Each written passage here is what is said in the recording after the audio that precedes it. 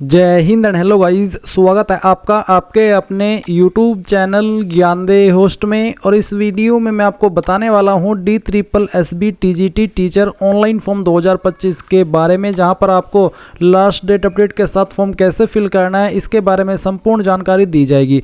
Guys मैं आपको बता दूं कि इस फॉर्म को फिल करने की लास्ट डेट आपकी 7 नवंबर 2025 है, तो आपके पास ज़्यादा समय बचा नहीं है, कुछ ही टाइम बचा है इस फॉर्म को भरने के लिए। तो जितना जल्दी हो सके इस फॉर्म को अप्लाई कर लीजिए, क्योंकि यहाँ पर गाइज 7 नवंबर 2025 के बाद में आप इसमें किसी भी पोस्ट पर अप्लाई नहीं कर पाएंगे जो कि टीजीटी टीचर में निकाली गई है। इसलिए ये वीडियो आपके लिए काफ़ी इंपॉर्टेंट हो जाती है, ताकि आप अपना फॉर्म बिना किसी मिस्टेक के इस वीडियो को देख करके भर सके। चलिए शुरू करते हैं।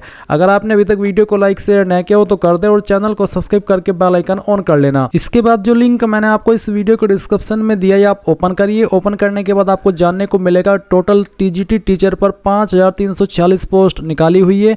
इसके फॉर्म आप लोग जैसे कि मैं भी आपको बताया भी 7 नवंबर 2025 तक भर पाएंगे। फीस की अगर बात की जाए तो जनरल ओबीसी ईडब्ल्यूएस के लिए 100, SC ST PH and all category female इनके लिए कोई फीस नहीं है।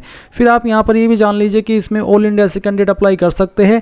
एंड गाइज यहां पर आपको जानने को मिलेगा कि कौन से सब्जेक्ट पर मेल के लिए कितनी वैकेंसी और फीमेल के लिए कितनी वैकेंसी है, साथ ही साथ किस कैटेगरी के अंदर कितनी है, ये सब जानकारी आप इस टेबल में देख सकते हैं। इसके बाद अप्लाई करने के लिए क्या क्वालिफिकेशन चाहिए उसकी इन्फॉर्मेशन भी आपको दी गई है। और जब आप अप्लाई करेंगे तो आप एजुकेशनल क्वालिफिकेशन के सेक्शन में जो आपके पास विकल्प है क्वालिफिकेशन के, जिनसे आप अप्लाई करने के लिए एलिजिबल हो रहे हैं उस टीजीटी के सब्जेक्ट पर, वो आपको वहां पर देखने को मिलेगा। आपको सिलेक्ट करना होगा कि मैं इस वाली क्वालिफिकेशन से अप्लाई कर रहा हूं। फिर आप एज लिमिट देख लेंगे। इसके साथ ही फोटो सिग्नेचर में बहुत सारे कैंडिडेट प्रॉब्लम फेस करते, तो मैंने ये वीडियो 2025 के अंदर जब वैकेंसी आई थी DSSB के अंदर तब बनाई थी। अगर आपको कोई भी इशू आ रहा हो, आपका चाहे थंब इंप्रेशन ना बन रहा हो, सिग्नेचर नहीं बन रहा हो, पोस्ट कार्ड साइज फोटो कैसे बनाना होता है, अपलोड कैसे करना होता है मोबाइल से या कंप्यूटर से, इसकी संपूर्ण इन्फॉर्मेशन इस वीडियो के अंदर दी गई है। आप एक बार इस वीडियो को वॉच कर लेना अगर आपको फोटो से संबंधित कोई भी इशू हो।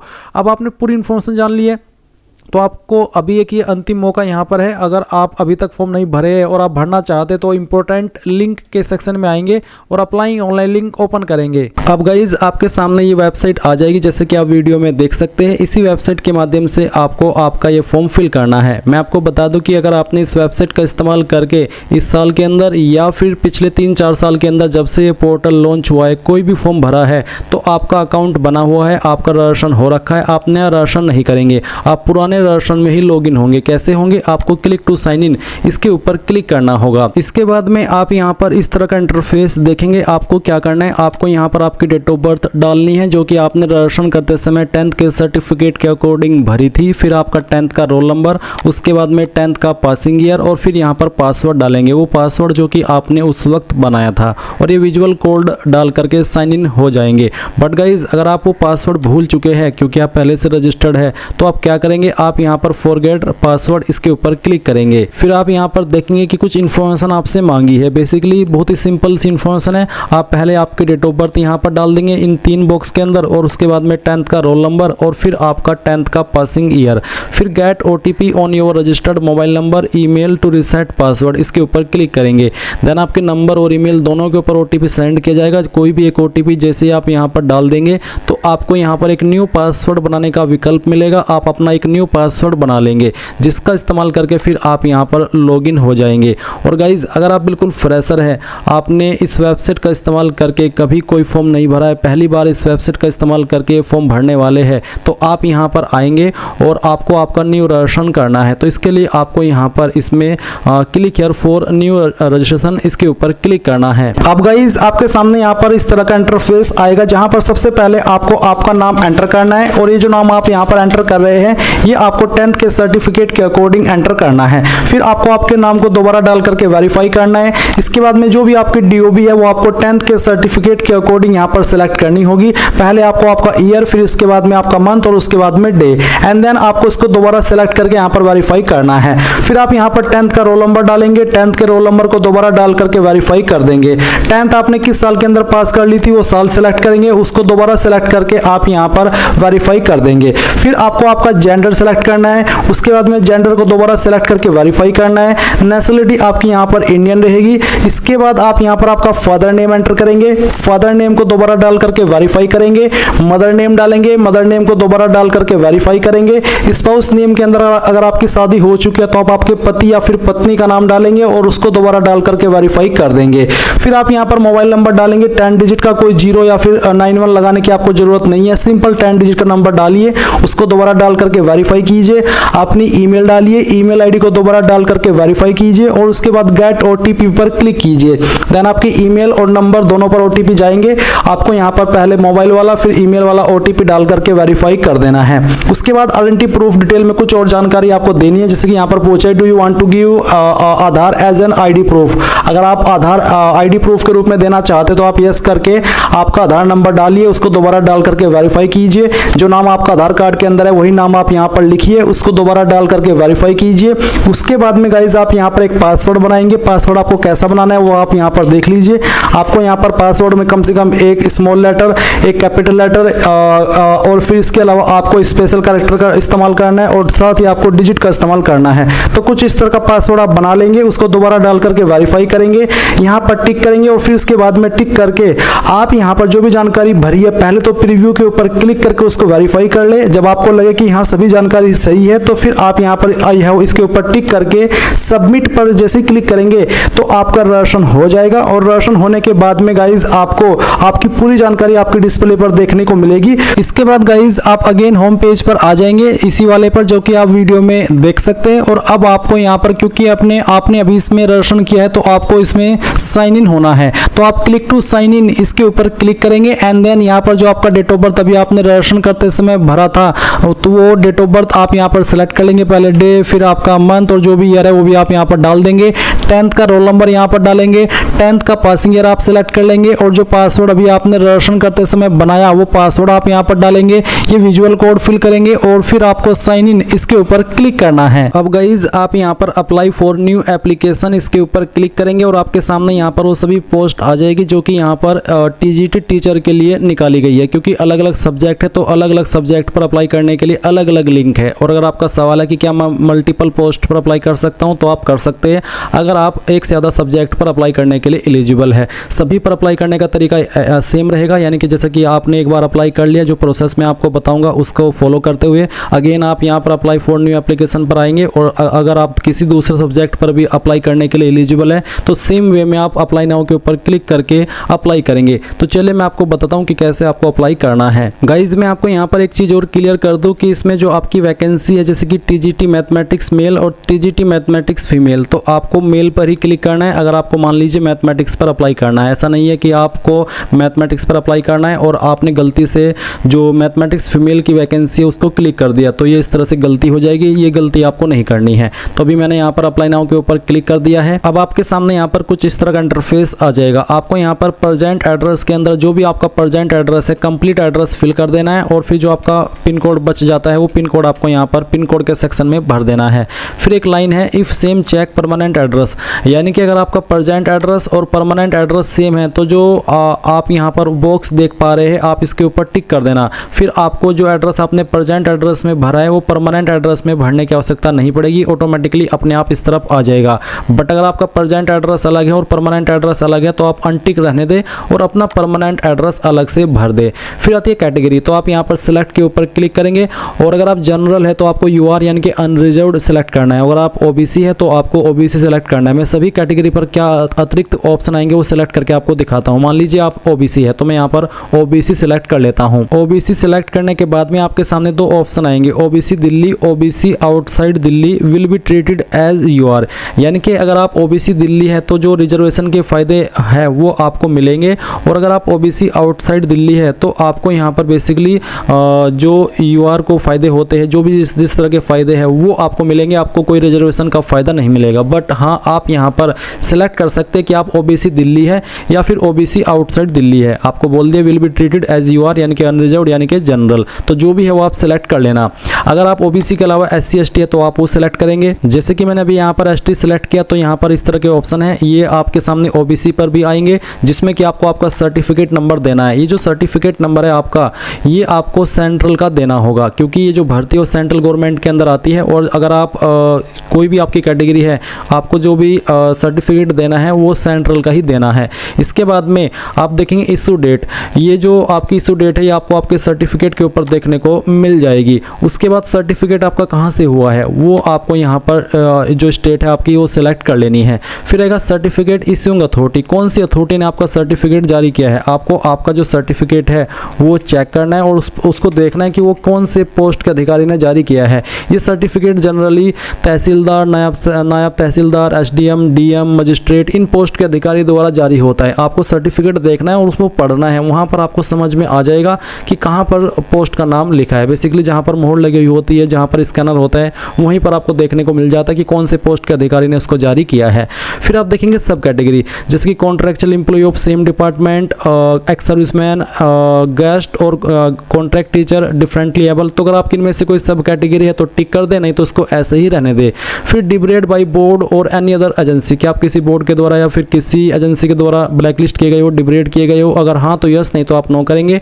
डिक्लेरेशन के ऊपर टिक करेंगे और सेव एंड नेक्स्ट कर देंगे। अब आपके सामने यहाँ पर फोटोग्राफ एंड सिग्नेचर का सेक्शन आ चुका है। ये जो फोटोग्राफ और सिग्नेचर का सेक्शन है ये अभी मैं आपको यहाँ पर जो बताऊंगा वो तो बताऊंगा ही, इसके अलावा मैं आपको एक वीडियो सजेस्ट करने वाला हूँ, जो लिंक मैंने आपको इस वीडियो के डिस्क्रिप्शन में दिया हुआ, ये आप जरूर ओपन करेंगे। ओपन करने के बाद में आप यहाँ पर एक वीडियो देखेंगे जो कि मैंने स्पेशली इसी चीज़ को लेकर के बनाई हुई है कि कैसे आपको आपका photo, sign, thumb impression upload करना है और अपने मोबाइल से बनाना है। अगर उसका साइज कम हो जाता है तो ज़्यादा कैसे करना है, ज़्यादा हो जाता है तो कम कैसे करना है, ताकि जो इमेज की क्वालिटी है वो भी लूज ना हो। और जितने पिक्सल के अंदर आपको अपलोड करने को बोला है, आपका ये जो फोटो है, सिग्नेचर है, थंब इम्प्रेशन है, वो कैसे मैनेज करना है, कैसे बनाना है, किस ऐप का इस्तेमाल करके या किस वेबसाइट का इस्तेमाल करके अपने मोबाइल से, ये सब इन्फॉर्मेशन इस वीडियो के अंदर दी गई है। तो आप इस वीडियो को जरूर वॉच कर लेना अगर आपको कोई भी इशू आए।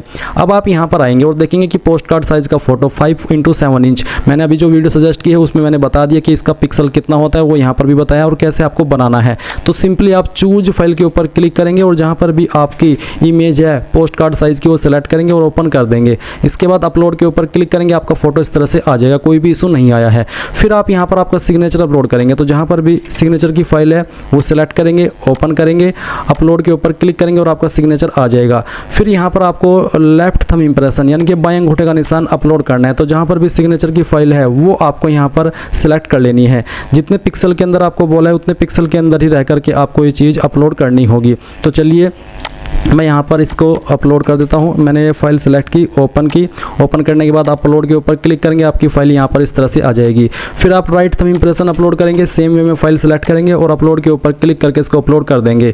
जो आपका सिग्नेचर है वो आपका व्हाइट पेपर के ऊपर डार्क पेन या फिर जो ब्लैक पेन होता है इंक वाला, उसका इस्तेमाल करके आपको करना है। अब आप यहाँ पर नेक्स्ट के ऊपर क्लिक कर देंगे। नाउ गाइज आपके सामने यहाँ पर सेलेक्ट क्वालिफिकेशन कैटेगरी ये वाला ऑप्शन आएगा, इनमें से कोई एक क्वालिफिकेशन आपको टिक करनी है। ये जो भी क्वालिफिकेशन यहाँ पर मेंशन की गई है ये वो क्वालिफिकेशन है जिसके माध्यम से आप जिस सब्जेक्ट पर अप्लाई कर रहे हैं उस पर अप्लाई करने के लिए एलिजिबल हो रहे हैं।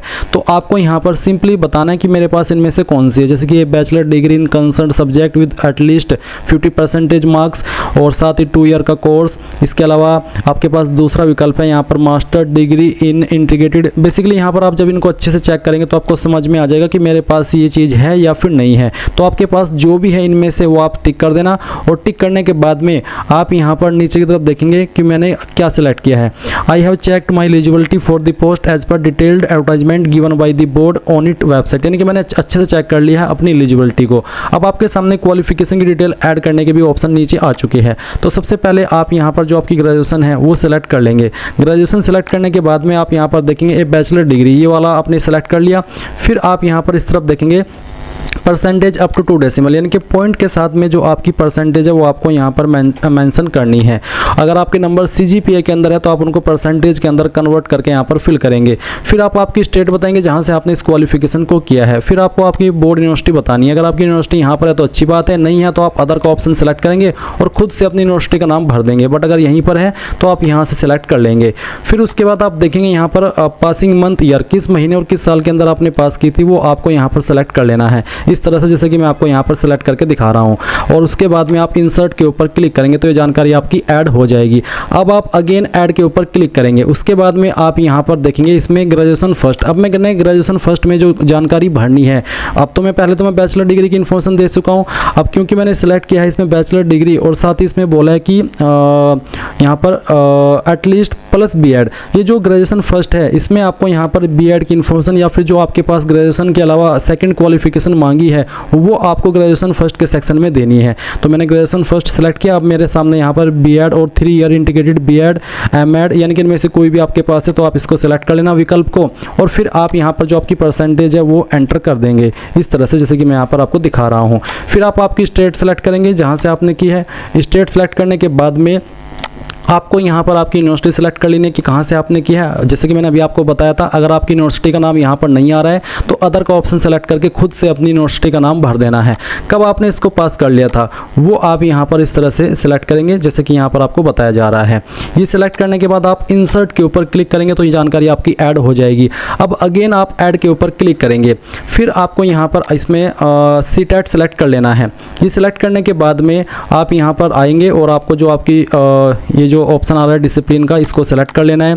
इसको सेलेक्ट करने के बाद में आप यहाँ पर इसमें स्टेट देखेंगे तो स्टेट में बेसिकली 2 चीज़ें होती है। आप सिंपली अपनी स्टेट भी दे सकते हैं उत्तर प्रदेश, या फिर आप यहाँ पर दिल्ली भी सेलेक्ट कर सकते हैं क्योंकि जो सीबीएसई है वो दिल्ली के अंदर है सीबीएसई बोर्ड, तो आप दिल्ली भी सेलेक्ट कर सकते हैं। बट मैं यहाँ पर अपना ही बोर्ड अपना ही स्टेट सेलेक्ट करने वाला हूँ क्योंकि मैंने यूपी से किया है।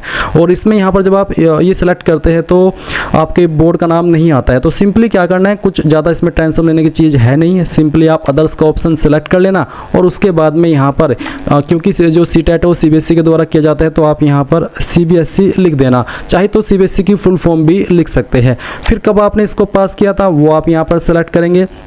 जो भी आपकी पासिंग डेट है, आपका ईयर है, वो आपको यहाँ पर सेलेक्ट कर लेना है। ये सिलेक्ट करने के बाद में आप इंसर्ट के ऊपर क्लिक करेंगे। सॉरी, अभी यहाँ पर परसेंटेज मेरा ऑप्शन मिसिंग है तो मैं परसेंटेज भी एंटर कर देता हूँ। और उसके बाद में आप यहाँ पर इंसर्ट के ऊपर क्लिक करेंगे। ये जानकारी भी आपकी यहाँ पर इस तरह से ऐड हो जाएगी। अच्छे से चेक कर लेना और जब आपको लगे कि सभी जानकारी भर दी है और सही है तो आप यहाँ पर do you want to finally save, इसके ऊपर क्लिक करेंगे और यहाँ से ओके कर देंगे। ओके करने के बाद में डाटा आपका सेव हो चुका है। अब आप नेक्स्ट के ऊपर क्लिक कीजिए। और अभी यहाँ पर मेरे सामने आ रहा है कि kindly reverify your payment status if fees has been deducted but application number is not generated, यानी कि यहाँ पर आपको अगर आपकी फ़ीस कट जाती है और वो अपडेट नहीं होती है तो आपको उसको दोबारा से वेरीफाई कर लेना है। तो मेरे सामने अभी बेसिकली फॉर्म का प्रीव्यू आ चुका है। जो भी जानकारी शुरू से लेकर अभी तक भरी है वो चेक कर लीजिए। जो भी सेक्शन एडिट करना है वही आप यहाँ पर एडिट के ऊपर क्लिक करके एडिट कर सकते हैं अगर आपको लग रहा है कि वो गलत हो गया है। बट अगर सही है तो यहाँ पर टिक करेंगे दोनों के ऊपर और फिर सबमिट फाइनल एप्लीकेशन के ऊपर क्लिक कर देंगे तो आपका यहाँ पर जो फॉर्म है वो सबमिट हो जाएगा। और SC ST के लिए कोई फीस नहीं है, फीमेल के लिए कोई फीस नहीं है, इसलिए वो यहाँ पर इसमें अब अपने फॉर्म का फाइनल प्रिंट आउट ले सकते हैं। कैसे लेंगे, प्रिंट एप्लीकेशन के सेक्शन पर जाएंगे और यहाँ पर जिस पोस्ट पर अभी आपने अप्लाई किया है वो पोस्ट आप सेलेक्ट कर लेंगे और प्रिंट एप्लीकेशन के ऊपर क्लिक करेंगे। आपके सामने आपके फॉर्म का प्रिंट आ जाएगा और यहाँ से आप उसको सिंपली अगर प्रिंटर नहीं है तो PDF के रूप में सेव कर लेंगे। अब गाइज, अगर आपको मल्टीपल पोस्ट पर अप्लाई करना है तो आप अप्लाई फॉर न्यू एप्लीकेशन के ऊपर अगेन क्लिक करेंगे और जिस भी पोस्ट पर अब आपको दोबारा से अप्लाई करना है, अगर आप किसी और सब्जेक्ट पर भी अप्लाई करने के लिए एलिजिबल है तो अप्लाई नाउ के ऊपर क्लिक करके सेम वे में अप्लाई कर सकते हैं जैसे कि अभी आपने इस वीडियो को देख करके अपने करंट वाले सब्जेक्ट पर अप्लाई किया है। तो इस तरह से गाइज आप लोग DSSB TGT teacher online form 2025 भर पाएंगे। आई होप ये प्रोसेस आपको पसंद आया होगा। So thanks for watching. जय हिंद।